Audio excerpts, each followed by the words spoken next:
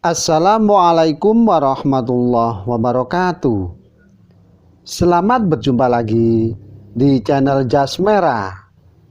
Dalam kesempatan kali ini, saya akan menjelaskan tentang pemikiran pendidikan Az-Zamakhsyari bagian yang keempat, bahwa ketekunan Az-Zamakhsyari pada akhirnya membuahkan hasil.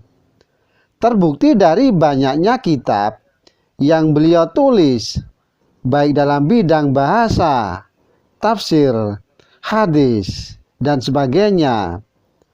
Ada pendapat yang mengatakan bahwa karyanya mencapai 50-an buku. Karena kegemaran dan kecintaannya terhadap ilmu, maka beliau kemudian membentuk suatu madrasah ilmiah yang digunakan sebagai sarana untuk menyebarluaskan ilmunya dan juga mendorong orang lain untuk mempelajarinya.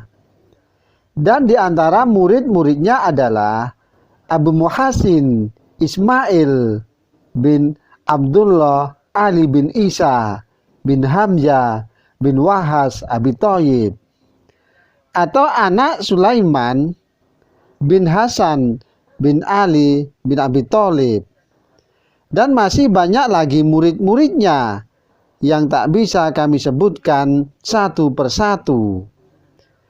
Secara tersirat, kita dapat menemukan suatu konsep kesadaran yang diutarakan oleh Zamakhsyari dalam kaitannya tentang pemilihan terhadap perempuan.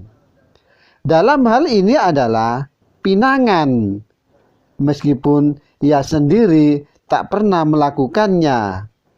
Ini merupakan suatu bukti akan kepedulian Zamakhsyari terhadap semua ilmu.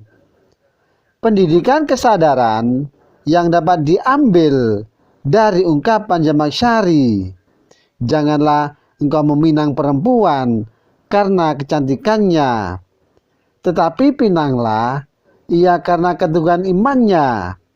Apabila keteguhan iman dan kecantikan berkumpul dalam diri seorang perempuan, maka itulah kesempurnaan yang sempurna." Dan ini merupakan yang harus dijadikan patokan yang paling utama dalam mencari perempuan adalah keteguhan imannya, dan bukan karena kecantikannya, di mana kecantikan hanyalah tipuan belaka yang dapat menjadikan seseorang terbuai dan melupakan segala-galanya. Dunia hanyalah perhiasan, dan sebaik-baiknya perhiasan adalah perempuan yang soleh atau soleha.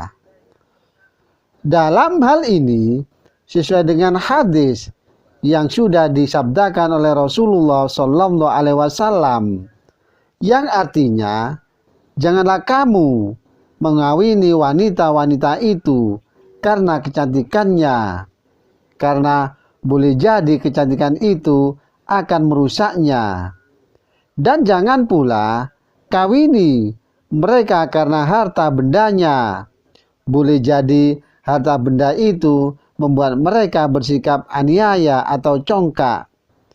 Akan tetapi kawinilah mereka itu atas dasar ketaatan terhadap agamanya.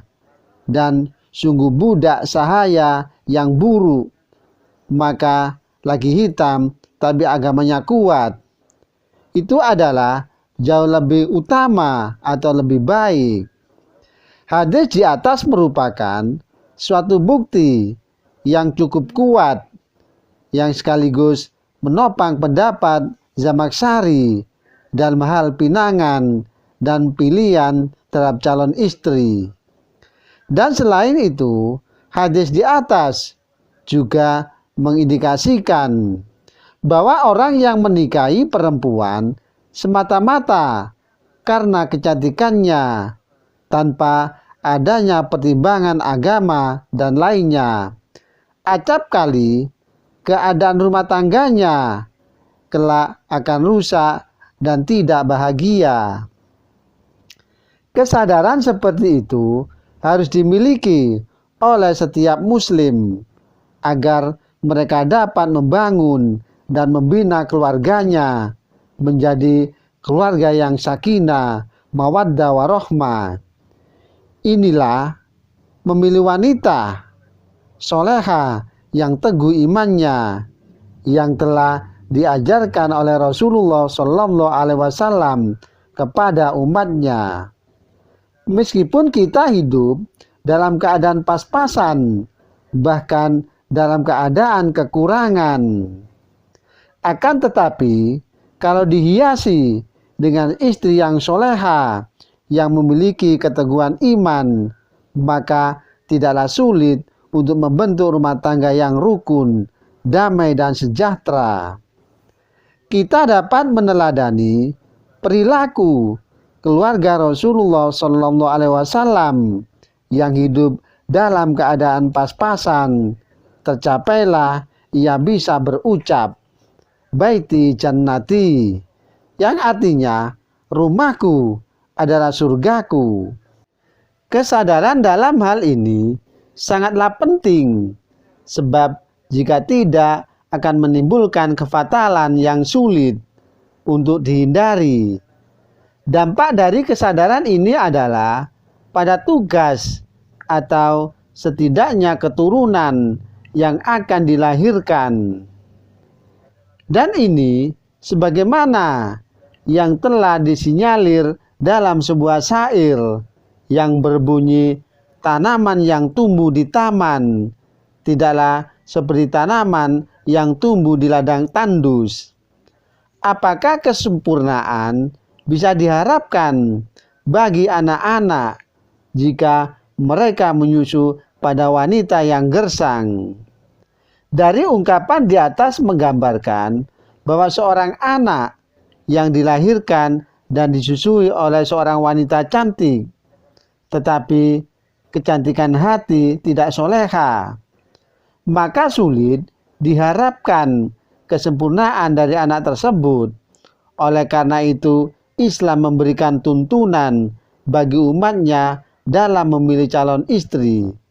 Dan ini sesuai dengan sabda Rasulullah Sallallahu Alaihi Wasallam yang artinya wanita itu lazimnya dinikahi karena 4 perkara, yakni karena hartanya, karena keturunannya, juga karena kecantikannya, dan karena agamanya.